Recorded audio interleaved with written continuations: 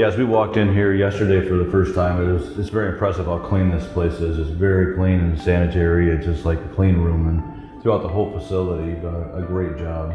That's the intention, thank you. So when we built out this facility, we had good manufacturing practices in mind. Good manufacturing practices are GMP. It was a standard set of building choices, building materials, and SOP inside a facility.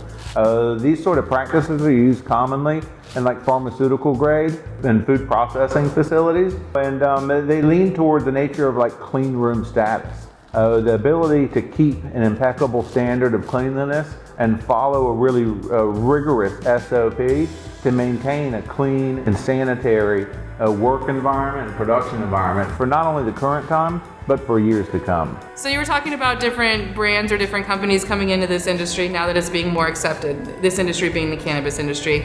How have you seen that influence your decision to bring different products into this build out? Oh, greatly. A lot of the construction mentalities, the construction materials, and like the mindset on the development of this build is based around the newer technologies and industries willing to work with cannabis. For instance, right here in this room, we're looking at insulated panel walls, microbial control, no wood at all in this facility, cove base, epoxy flooring, floor drains, so filter fans that have nanoparticulate filterization up to the 200.00 micron. The list goes on and on. These GMP practices really allow us to keep microbial control down and really control cleanliness and keep this place extremely sanitary.